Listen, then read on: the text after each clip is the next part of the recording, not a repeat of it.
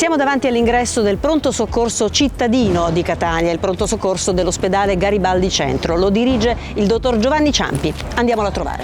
Allora, qui siamo in uno dei reparti del pronto soccorso del Garibaldi Centro, ovvero siamo nell'osservazione breve intensiva, l'OBI. Dottor Ciampi, ma che cosa significa gestire un pronto soccorso? Tra l'altro è l'unico rimasto in questo momento in sede cittadina, possiamo dire, a Catania. Sì, gestire il pronto soccorso è impegnativo ma anche entusiasmante, soprattutto per chi come me è nato al pronto soccorso dopo tanti anni di servizio, di grandi impegni, ma anche, come dicevo, di grande soddisfazione. Qui ci troviamo proprio, come diceva, all'Obi, che è un appendice del pronto soccorso, dove abbiamo 18 posti dove vengono stabilizzati i pazienti prima di essere ricoverati.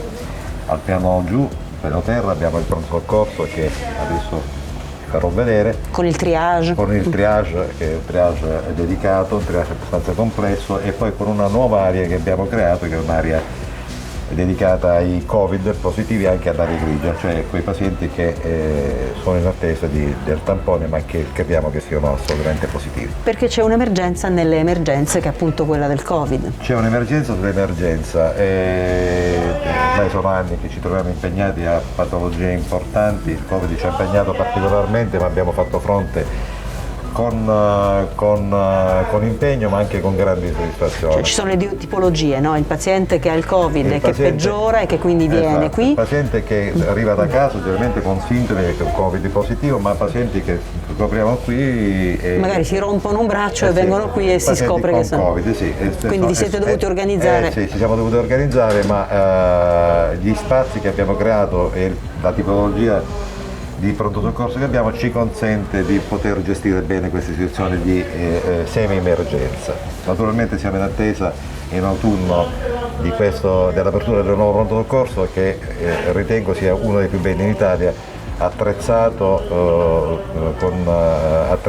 e con personale che adesso stiamo reclutando di primo ordine. Io sono veramente felice. Ecco, attualmente il pronto soccorso, per come l'abbiamo conosciuto fino adesso al Garibaldi Centro, facciamo un po' di numeri.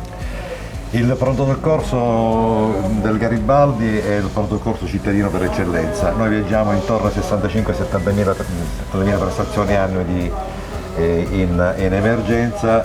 Abbiamo toccato punte più alte, si sono abbassate nel periodo di Covid e quant'altro. È chiaro che al nostro pronto soccorso afferisce tutto il centro storico e anche la periferia, perché ci preferisce, e questo ci dà gioia, ma nel frattempo ci ha anche preoccupato per un periodo di tempo, perché abbiamo dovuto far fronte alla chiusura del Vittorio Emanuele, che si è trasferito al Policlinico, e quindi il tasso di frequenza al pronto soccorso, di ingresso al pronto soccorso era particolarmente gravoso. Dobbiamo spiegare un po', forse, una volta per tutte, per l'ennesima volta, per quali motivi non si dovrebbe venire al pronto soccorso. Facciamo prima dire quali sono le vere urgenze. Qui no? occorre veramente un'educazione sanitaria, bisogna far capire alla gente, a tanti nostri concittadini, che venire al pronto soccorso bisogna accedere al pronto soccorso quando c'è veramente una necessità impellente. Questo è il valore del pronto soccorso e anche l'utilizzo del pronto soccorso. Purtroppo ci troviamo di fronte a anche un'emergenza economica e anche la nostra città non vive un periodo abbastanza florido, e quindi c'è molta indigenza, e che il pronto soccorso alle volte diventa anche un ammortizzatore sociale. C'è molti vecchietti, molte persone che non hanno la possibilità economica, anche giovani, affiscono al pronto soccorso, perché al pronto soccorso si fa quell'esame, quella TAC, l'esame d'ecografia, gli esami al sangue che costano, non hanno possibilità di pagare il ticket, e magari alle volte i tempi di prenotazione sono particolarmente lunghi. E quindi vengono qui anche se non c'è un'emergenza reale. Anche quando non c'è un'emergenza, e questo è un problema serio. E appesantiscono però ovviamente l'accettazione. Ci appesantisce e che e rallenta alle volte delle procedure, che sono procedure, vi penalizza, quantomeno vi rallenta. Che devono essere in urgenza. Questa è la nostra città, questo è il sud, cerchiamo di far capire ai nostri concittadini che si deve giungere al pronto soccorso quando c'è veramente una necessità impellente. Questo è il valore del pronto soccorso, lo ripeto. È chiaro che ci sono anche delle eccezioni.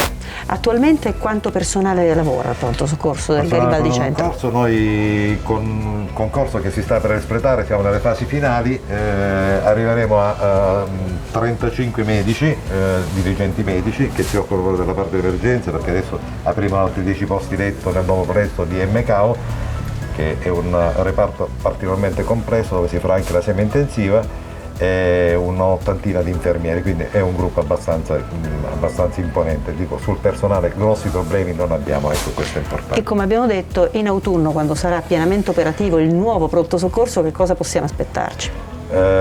Aspettarci tanto entusiasmo da parte dei medici e un servizio di primo ordine per la nostra città.